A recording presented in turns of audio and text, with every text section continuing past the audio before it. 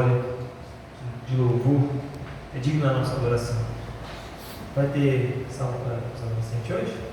Então, estão liberados para culto deles lá dentro. Irmãos, peço aos irmãos que abram as nossas Bíblias em Efésios capítulo 2. Efésios capítulo 2, versículo 1 ao 10. Texto que nós queremos meditar essa noite.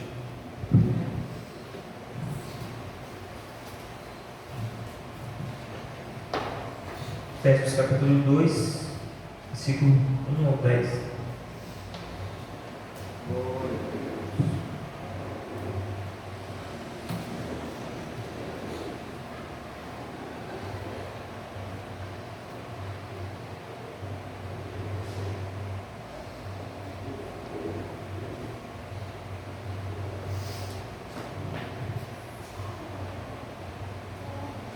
Efésios capítulo 2, versículo 1 ao 10. Amém? Diz assim a palavra de Deus: E vos vivificou, estando vós mortos em ofensas e pecados, em que noutro tempo andastes segundo o curso deste mundo, segundo o príncipe das potestades do ar, do espírito que agora opera nos filhos da desobediência, entre os quais todos nós também antes andávamos nos desejos da nossa carne, fazendo a vontade da carne e dos pensamentos, e éramos por natureza filhos da ira, como os outros também. Mas Deus, que é riquíssimo em misericórdia, pelo seu muito amor com que nos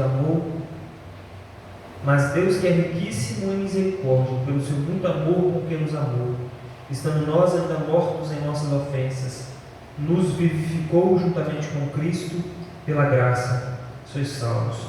E nos ressuscitou juntamente com Ele, e nos fez assentar nos lugares celestiais em Cristo Jesus, para mostrar nos séculos vindouros as abundantes riquezas da sua graça, pela sua benignidade para conosco em Cristo Jesus.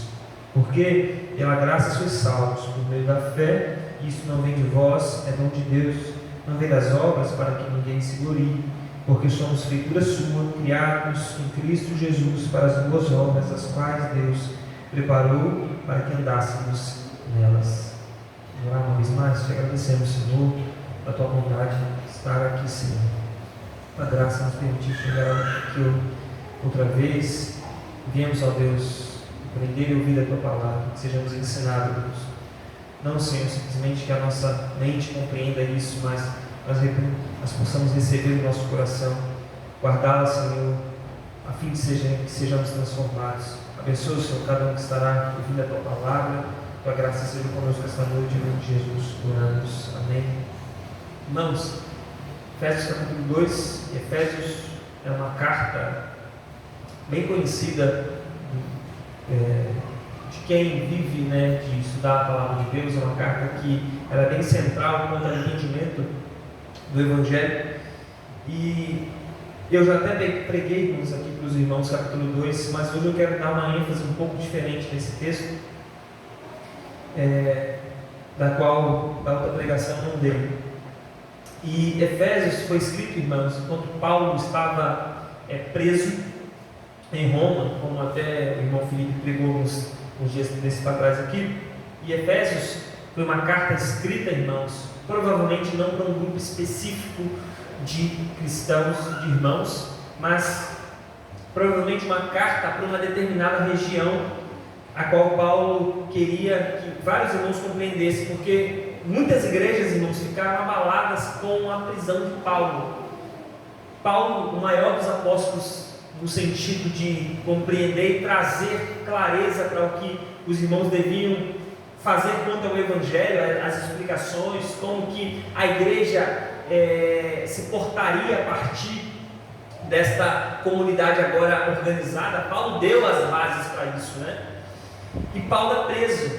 Então Paulo escreve essa carta a fim de ajudar os irmãos a compreenderem de que tudo estava no controle de Deus. Essa é uma das ênfases da carta, em que Deus está no controle das coisas e que Ele faz as coisas de acordo com a sua vontade. E neste capítulo, irmãos, ele vai lembrar esses irmãos que a salvação não vem por meio das obras, e sim pela graça e pela misericórdia de Deus. E nestes versículos que nós lemos, Paulo vai dizer muito claramente, irmãos, a ação de Deus em relação aos homens pecadores. Essa é a ênfase desse texto, porque o ponto-chave desse texto, irmãos, é o versículo 4, que seria a mudança que Deus fez. O texto fala, mas Deus que é riquíssimo em misericórdia.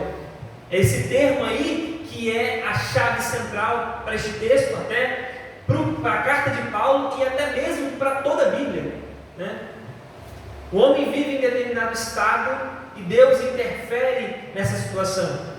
Deus vai lá agir para que o homem não vá ao seu destino final. Deus interfere, né, nessa trajetória do homem. Isso que prova a ação de Deus em relação aos pecadores, é o que nós queremos dar ênfase esta noite.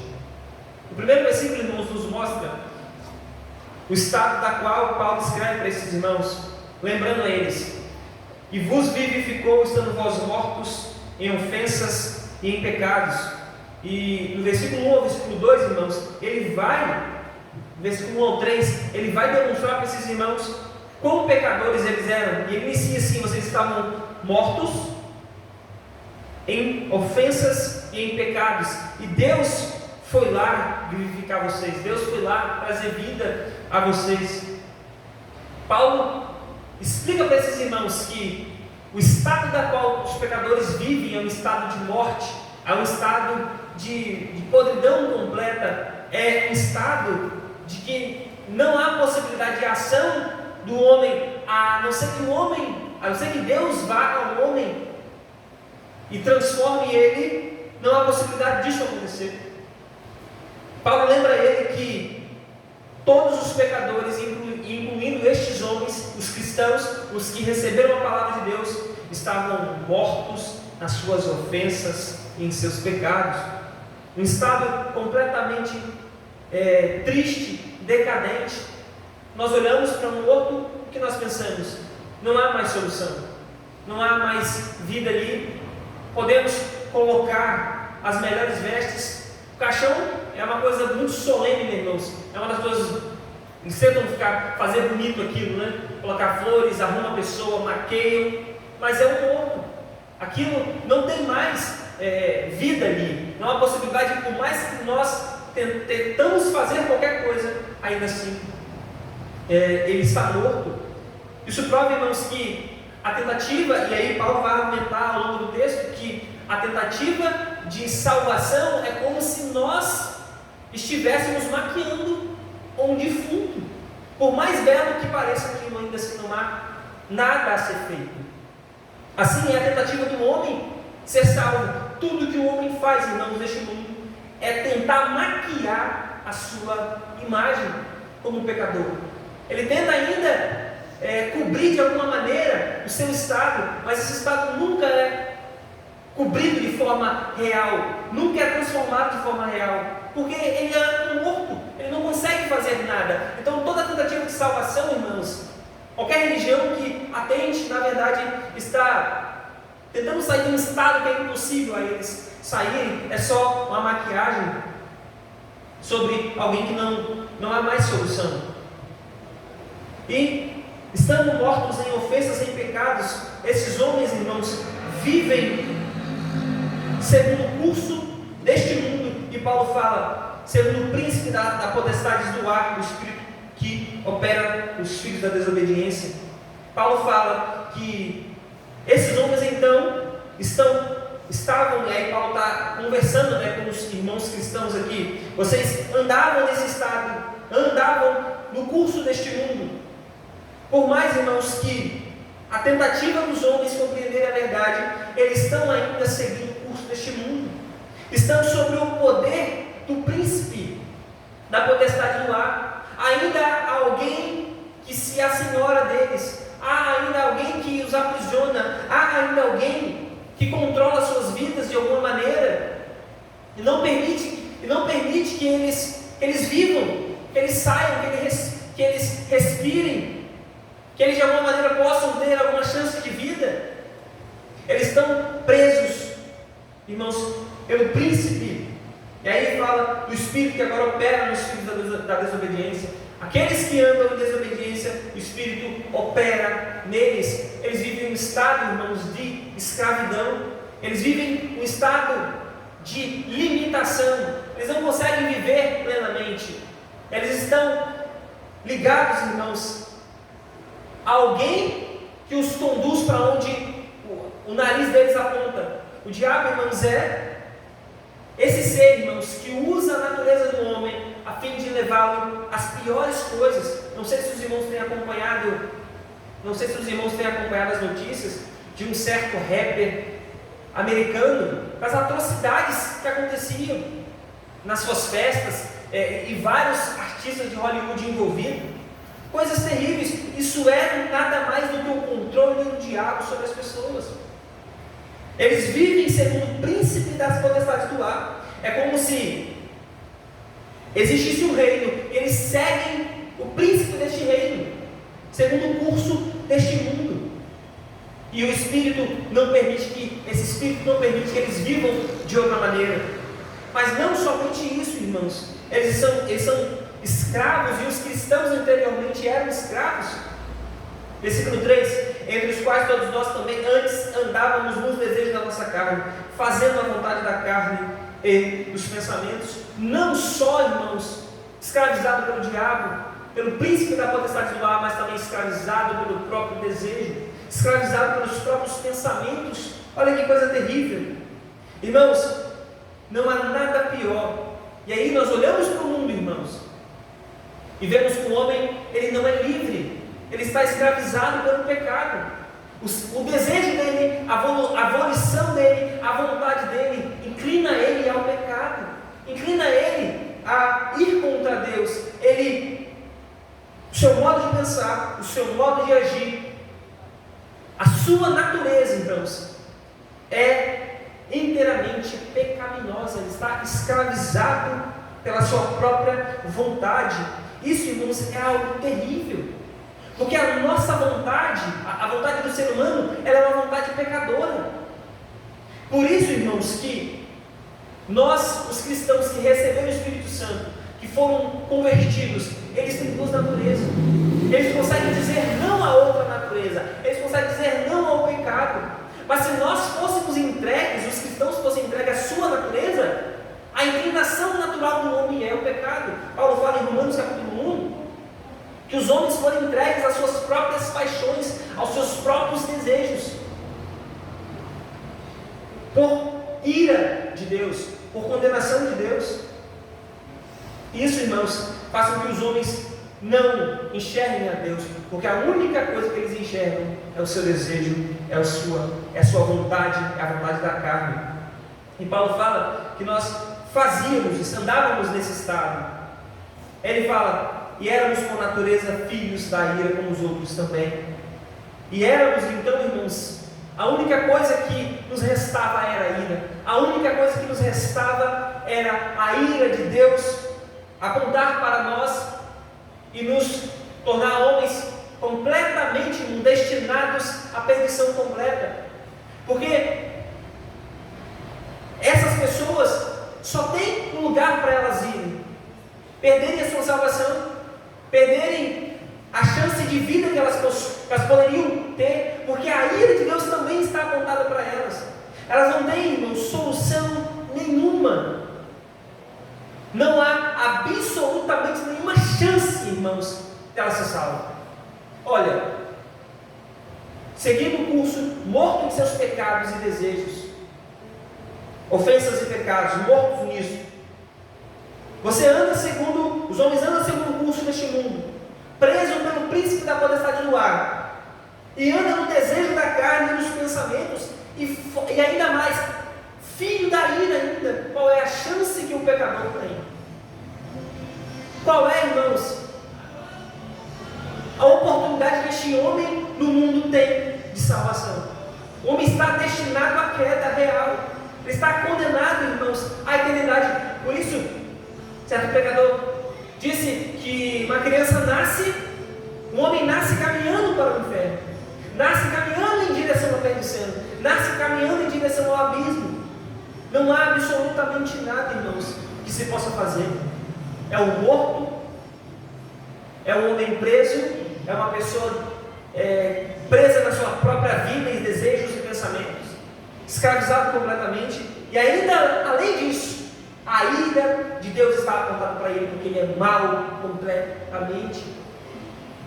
Isso mostra, irmãos, como nós escutamos alguns hinos aqui, ou como a irmã Clarissa comentou, nós não temos noção, irmãos, do quanto nós fomos perdoados. Nós não temos noção do estado da qual nós estávamos. Paulo fala que vos vivificou. Ele está tratando com esses irmãos, de um estado que esses irmãos viviam. Lembre-se de qual estado vocês estavam. Vocês estavam distantes de Deus. Vocês estavam escravizados por um outro dono. Vocês viviam nos próprios desejos e pensamentos. Isso, irmãos, deve nos fazer pensar da onde Deus nos tirou. Nós somos pecadores, irmãos, profundos. Nós somos homens terríveis. Se Deus, irmãos, não interferisse no nosso curso, é certo a queda. A queda era terrível, irmãos. Não haveria possibilidade disso não acontecer. Mas, irmãos, houve uma coisa que mudou o curso disso. E o versículo 4 é o que Paulo fala. Mas Deus. O único ponto, irmãos, que vai interferir nessa história, que vai dar uma pausa nessa história triste, é Deus interferir. O texto fala, mas Deus que é riquíssimo em misericórdia.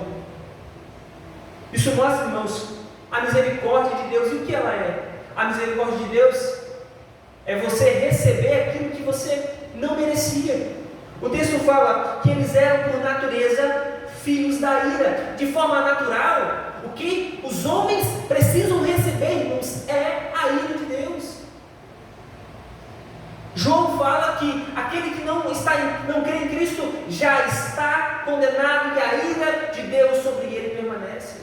Em João 3,36, que a ira de Deus sobre ele permanece. Como o irmão que nós estávamos na antiga igreja disse, a ira de Deus é como uma HK apontada o tempo todo para a cabeça do homem. Em algum momento ela pode ser engatilhada. É como uma arma extremamente potente. E se Deus, irmãos, não interferir no meio desta ira, ela vai ser aplicada e vai ser terrível. A interferência de Deus, irmãos, ela é essencial. Ela precisa acontecer. Mas Deus, que é riquíssimo em misericórdia, pelo seu muito amor com que nos amou, estando nós ainda mortos em nossas ofensas, nos vivificou juntamente com Cristo. Deus interferiu então, irmãos. Deus interferiu nesse processo de queda do homem. Deus foi lá e mudou o destino do homem. E a misericórdia é, Deus não deu o que eles mereciam. Deus não deu a eles a perdição. Deus não deu a eles a condenação. Nós devemos então pensar, como Paulo está falando aqui para os irmãos de Éfeso, vocês mereciam a condenação. Vocês estavam nesse estado, mas Deus vos vivificou. Vocês estavam mortos, mas Deus trouxe em vocês a vida. Vocês estavam perdidos, mas Deus salvou vocês. Em vez de Deus dar a ira a vocês, Ele deu a misericórdia. Vocês não merecem perdão, mas Deus deu. E aqui em misericórdia, irmãos, Deus não é injusto porque nenhum homem no mundo merece, irmãos, misericórdia. Nós não merecíamos misericórdia. Nós não merecíamos perdão. Nós não merecíamos reconciliação. Porque todos nós estávamos no mesmo estado. Se Deus e Adão, irmãos, dissesse, essa raça está perdida, deixa ela crescer e se desenvolver, mas todos estão perdidos, Deus não seria injusto se fizesse isso. Porque, irmãos, o homem merece a ira por ser mau. O homem merece a condenação por ser terrivelmente pecador, por estar completamente distante de Deus. Isso é que nós devemos pensar, irmãos. Deus foi muito gracioso conosco. Nós devemos olhar para a nossa natureza e dizer, quão pecador eu sou, quão pecador eu fui. Olha o estado que ainda, debaixo da misericórdia, Deus ainda me conduz. Olha quem eu sou e ainda Deus ser misericordioso. Porque todos, irmãos, todos os homens são capazes, como disse Roger, de ser um Adolf Hitler. Nós temos a potência de ser, irmãos, a coisa pior do mundo. Nós temos a potência de ser um homem que vai fazer maldades terríveis. Como aquele homem, irmãos, o pior rei de Israel, Manassés, um homem que foi ensinado na palavra de Deus, um homem que teve um pai que ensinou a eles a verdade, mas ele foi o pior rei de Israel, o mais maldoso, destruiu, colocou deuses no templo, queimou, irmãos, seus próprios filhos para Moloque. Ele não sabia, irmãos, a capacidade de maldade que ele tinha. Eu não lembro exatamente do texto, irmão, não lembro se foi Elias ou Eliseu. Teve um homem, certo, que queria tomar um reino. Acho que Elias ou Eliseu chega para ele e fala assim: quando você tomar o reino, você vai fazer coisas terríveis. Você vai ser o pior homem. Você vai matar crianças, você vai destruir famílias. Ele falou assim: não vou fazer isso não, não vou fazer isso não. O profeta chorava: você vai fazer. Quando esse homem, irmãos, tomou o poder, ele fez exatamente o que o profeta disse. Sabe por quê, irmãos? Aquele homem não tinha noção de quão mal ele era. Como a irmã Clarissa comentou daquela irmã, daquela irmã, né, pecadora, ela teve a noção de quão pecadora ela era. Já Simão não tinha compreensão de quão pecador ele era. Aqui, irmãos, nesse texto está a chave da compreensão do Evangelho. Você estava morto em seus pecados, mortos em seus delitos. Você estava sendo influenciado e controlado pelos seus desejos, pelo príncipe da potestade do ar. Não havia possibilidade de você ser salvo, não havia possibilidade de nós sermos salvos, não havia possibilidade de nós alcançarmos qualquer perdão e misericórdia da parte de Deus, a não ser que Deus viesse, a não ser que Deus interferisse nesta jornada nossa de perdição. Estávamos como uma venda, irmãos, e o abismo estava na nossa frente. Estávamos indo para lá, até que Deus resolveu mudar o curso da história. É isso que o texto está aqui dizendo. Mas Deus, que é riquíssimo, Deus muda então a nossa trajetória. Mas do contrário a tudo isso, como o texto está dizendo aqui, do contrário do que diz o versículo 1, o versículo 2 e o versículo 3, do contrário a isso, Deus é riquíssimo em misericórdia. E, irmãos, Deus só é misericordioso por um motivo, e Paulo explica, mas Deus que é riquíssimo em misericórdia, pelo seu muito amor com que nos amou. Só tem uma coisa, irmãos, que faz Deus ser misericordioso: o seu amor. Deus é amoroso, Deus é todo bom, Deus é benigno, como é a ênfase de Paulo aqui. O que fez Deus, irmãos, perdoar os pecadores e trazermos a sua presença, trazer pessoas mortas, ofensas, e o texto fala, ofensas e pecados. Então, nós ofendíamos a Deus, nós pecávamos contra Deus.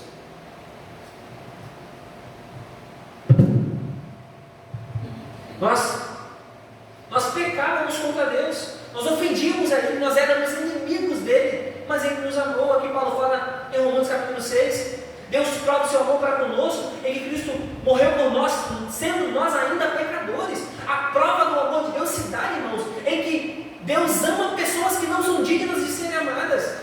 Paulo fala que talvez pelo bom alguém ouse morrer. Provavelmente você daria a vida pelo seu filho, provavelmente você daria a vida pela sua esposa, pelo seu esposo, porque você conhece, você sabe, você convive. Mas nós daríamos a vida por uma pessoa ruim, má, aquele que te maltrata, aquele que te ofende. O nosso coração quer falar o quê? Deseja que ele morra, deseja todo mal para ele. Mas Deus não fez assim, Deus fez o contrário. O amor de Deus, irmãos, é provado em que Deus ama pessoas que não merecem seu amor, que não merecem a sua bondade, que não merecem a sua misericórdia. Isso, irmãos, é que nós devemos compreender porque é o Evangelho.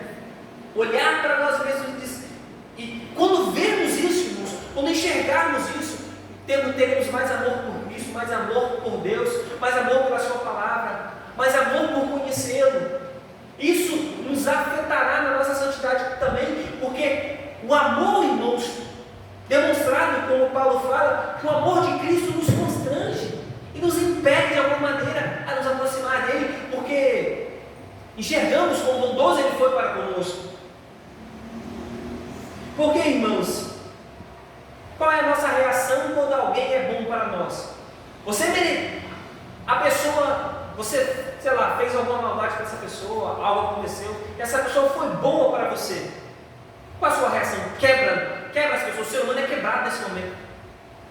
Porque a nossa reação em relação ao amor é você ser benevolente, devolver a benevolência. É assim que nós agimos. Nossa, essa pessoa foi tão boa para mim, eu não posso fazer maldade com ela. Somos assim. Por isso, irmãos, que a compreensão do amor de Deus nos levará à santidade. A compreensão do que Deus fez por nós nos levará a servi-lo. É o contrário. Quanto mais compreendemos como pecadores e perdoados fomos, mais entenderemos o quanto nós precisamos ser santos e servi-lo. O amor nos puxa, nos constrange, nos impele, nos empurra a Deus. Glória a Deus. Estando nós, Paulo fala no versículo 5, estando nós ainda mortos em nossas ofensas, nos justificou juntamente com Cristo pela graça dos salvos. Ele foi e nos vivificou, ele fala, e o que fez isso foi o amor. Ele, além disso, fez mais e nos ressuscitou, versículo 6, juntamente com Ele, e nos fez assentar nos lugares celestiais em Cristo Jesus. Ele nos fez assentar nos lugares celestiais. Aquele, irmãos, que assenta à direita do rei, é aquele que é honrado, é aquele que ainda recebe honra, irmãos. Olha o que Deus nos fez. Como o pastor Porsche disse certa vez, Deus podia nos salvar, irmãos, e nos colocar em qualquer planeta que Ele criasse, ou nos salvar e nos manter aqui. Eu não quero comunhão com esse povinho, não. Podia ser assim. Eu não quero comunhão com eles. Eu posso salvá-los, eu ainda posso perdoá-los, mas eu quero distância porque eles são pecadores. Mas Deus não fez isso. O texto fala, irmãos, que nós somos feitos filhos de Deus. A Bíblia nos fala isso. Nós somos transformados para sermos filhos dele, para fazermos parte da família de Jesus. Deus é tratado na Escritura como nosso Pai e Jesus Cristo como nosso irmão. Você foi saído de um estado de perdição, de podridão, de distância, e você foi colocado, assentado, como Paulo fala aqui, nos lugares celestiais em Cristo Jesus. Deus ainda nos honrou, Deus ainda nos deu uma honra da qual ninguém merece neste mundo, e nos colocou junto a Cristo, junto à sua maior joia, que é Jesus. Imagine, pense nisso, ressuscitar um morto que ofendeu, que pecou contra, depois, é a mesma coisa que você pegar uma pessoa lá na rua e colocar dentro da sua família e tratá-la como seu filho. E foi uma pessoa que ainda fez mal para você, uma pessoa que ainda cuspiu em você, que vivia te ofendendo na rua. Você foi lá, pegou, era um mendigo, precisava se alimentar, precisava de ajuda, de muitas ajudas. Você ainda fez todo o bem para ele, colocou e fez ele como seu próprio filho, tratou como seu filho, amou como seu próprio filho. Isso que Deus fez. Deus nos recepcionou, irmãos, de maneira tal da qual nós não temos noção. Nós teremos, é por isso, irmãos, que a compreensão do Evangelho é tão sublime e profunda, inexplicável, porque toda a eternidade não vai poder explicar a misericórdia e o amor de Deus. Nós nunca, irmãos, poderemos compreender o amor e a bondade de Deus. Esse texto, irmãos, de Efésios, deve ser o pivô da Escritura, aonde Deus faz a inflexão, Ele muda. É como se o homem estivesse subindo para cair na ladeira, e na curva, irmãos, Deus transformou o homem. Deus faz essa mudança. E por que Deus faz isso? O versículo 7 diz: para mostrar nos séculos vindouros as abundantes riquezas da sua graça, pela sua benignidade para conosco em Cristo Jesus. O que Deus fez, irmãos? Deus quis mostrar como bondoso Ele é. Ele quis mostrar, irmãos, nos séculos vindouros as abundantes riquezas da sua graça e sua benignidade para conosco. Deus, irmãos, Ele merece toda a honra e toda a glória, todo o louvor. E Ele fez isso mostrando o perdão aos pecadores para mostrar a sua graça, a sua misericórdia e se autoglorificar. E talvez a pergunta seja: nossa, que Deus egocêntrico, Ele quer se autoglorificar. Como disse o pastor Nicodemos, ele fala uma coisa muito interessante. Se nós, irmãos, eu quero ser melhor e ser glorificado neste mundo, tem 7 bilhões de habitantes na Terra, com certeza existem pessoas muito melhores do que eu, que vão fazer as coisas melhores do que eu faço, que serão melhores em atitudes do que eu. Então é um erro me glorificar. Mas Deus, irmãos, não existe ninguém acima dele. Ele não seria Deus se não se autoglorificasse. Deus só pode, irmãos, se glorificar porque Ele é sublime sobre todas as pessoas. Ele é o único que realmente merece glória e honra. Ele quis mostrar nos séculos vindouros as abundantes riquezas da sua graça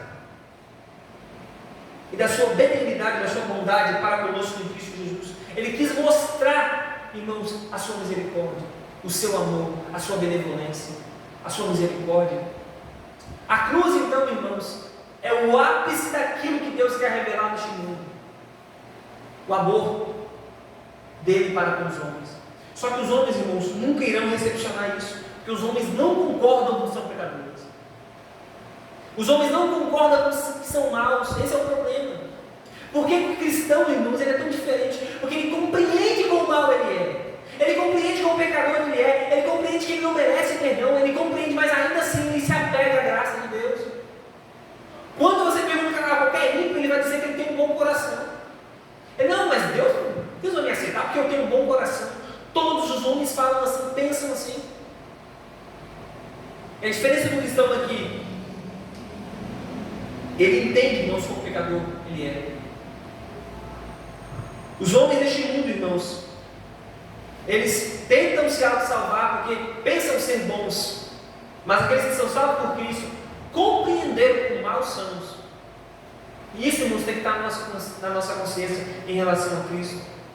Aí Paulo fala no versículo 8: porque pela graça sois salvos por meio da fé, isso não vem de vós, é dom de Deus. Pela graça vocês são salvos. Agora vocês receberam perdão, amor, misericórdia, salvação, transformação, por meio da fé. A fé, irmãos, a fé é o braço que se estende a Deus para receber, irmãos, para receber o perdão. Nós somos aqueles, irmãos, que por meio da fé olhou para Cristo, olhou para Deus e disse: eu aceito o perdão, eu aceito a misericórdia, eu reconheço como pecador eu sou. Porque Paulo fala no início, você precisa verificar isso aqui, porque não há possibilidade, irmãos, de se enxergar, não há possibilidade de se salvar, a não ser até que você entenda o quão perdido você está. Não há possibilidade de salvação até que a pessoa entenda quão perdido está. Não há possibilidade de a pessoa se curar, irmãos, até que ela compreenda quão doente ela está. Não adianta a pessoa ter câncer.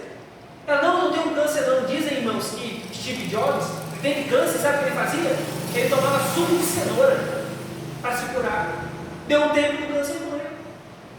Se ele tivesse pego os processos certos, ele achava, eu compreendia que talvez a doença não fosse tão grave assim. De alguma maneira eu compreendia que aquela doença o corpo dele iria combater. Mas quando compreendemos claramente que a doença é grave, irmãos, nós recorreremos ao remédio certo. Quando compreendemos que a doença irá nos matar completamente, então iremos correndo à solução do problema. É isso, irmãos, que a fé faz. A fé olha para Cristo, reconhecendo ser pecador, e se apega a Jesus, e se apega a Ele, e abraça Ele desesperadamente, porque não há possibilidade de salvação, não há possibilidade de... Ele reconhece que não há possibilidade de salvação. E Paulo fala: isso não vem de vós, é dom de Deus. Por que Paulo fala isso, irmãos? Para que nós não nos gloriemos. Ele fala: não vem das obras para que ninguém se glorie. A fé vem de Deus, irmãos, e ela não vem das obras para que ninguém se glorie. Os homens estão tentando se auto-salvar. Toda tentativa, irmãos, de cumprir algum rito, fazer alguma coisa, não pode salvar os homens, não pode perdoá-los, não pode transformá-los. Por que, irmãos? Todas essas obras estão manchadas com o que Paulo fala no início: ofensas e pecados. Deus não aceitará, irmãos, qualquer obra nossa, porque todas elas são sujas. Todas elas estão manchadas com o pecado. Ela não pode ser aceita por Deus. A única obra que foi aceita por Deus foi a obra que Cristo fez na cruz. Por quê? Porque ela era perfeita, era imaculada, era santa. E por que não vem das obras, irmãos? Para que ninguém se glorie. O homem é tão pecador e tão mau, irmãos, que com certeza, se as obras estivessem na nossa mão, nós iríamos, naquele dia, nos auto-aplaudir, pedir aplausos também. Nossa, eu decidi simplesmente, eu fiz simplesmente, eu cumpri todos os ritos. Quanto a salvação não vem dali, e os homens estão enganados. Por isso que os homens estão perdidos, irmãos, porque se apegam a isso. Aí Paulo fala: porque somos feituras suas, criadas em Jesus para as boas obras, as quais Deus preparou para que andássemos nelas. E as obras, então, irmãos, são a prova, na verdade, da nossa salvação. As obras, irmãos, não é para nos salvar, ela é a prova de que nós somos transformados. Ela é a evidência de que o nosso coração é transformado. Nós podemos começar pelo que a Escritura nos manda fazer: obedecer ao Senhor, ouvir a sua palavra, amar a Deus sobre todas as coisas, amar o próximo como a nós mesmos, não desejar as coisas do próximo. Essas são as obras que nós fazemos porque fomos transformados. Elas evidenciam que o nosso coração foi transformado. Nós somos, irmãos, elas foram criadas para que nós andássemos nelas. Então, andamos nas obras, irmãos, da qual nosso coração foi transformado, feito para andar nelas. Porque outrora não havia possibilidade de andar nessas boas obras. Não havia, porque estávamos num estado de decadência, de morte, de falência. E Deus faz isso, irmãos, para a sua própria glória. Ele fala: para que ninguém se glorie. Deus é o único que vai receber glória, e é o único que vai receber honra da nossa salvação. O céu, nós iremos dizer: como que é que eu cheguei aqui? Vai ser mais ou menos isso. Como que eu cheguei aqui? A não ser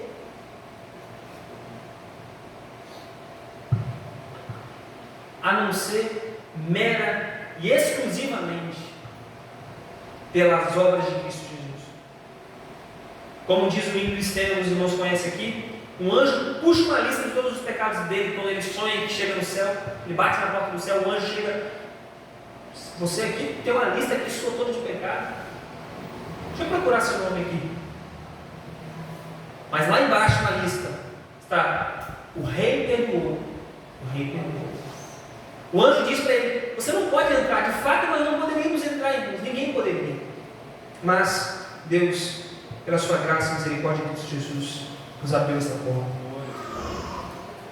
Irmãos, o que nós devemos pensar sobre isso? Reconhecer quão profundamente somos pecadores, olhar para Cristo nessa perspectiva de que Ele nos recepciona, que Ele é aquele que nos aceita como pecadores e nos perdoa. Olha, irmãos, uma coisa interessante, nós lemos sobre Raabe aqui. Deus salvou uma mulher prostituta lá no meio daquele povo. Essa mulher, irmãos, entrou na descendência de Jesus. Mateus capítulo 1 diz que Raabe está lá na descendência de Jesus. Uma mulher na descendência que já era incomum, e ainda uma prostituta. Olha o que a graça faz, irmãos. Olha o que a misericórdia faz. Aí nós devemos pensar: será que eu tenho esta fé? Será que eu sou um filho de Deus? Será que eu ainda estou no estado de pecado?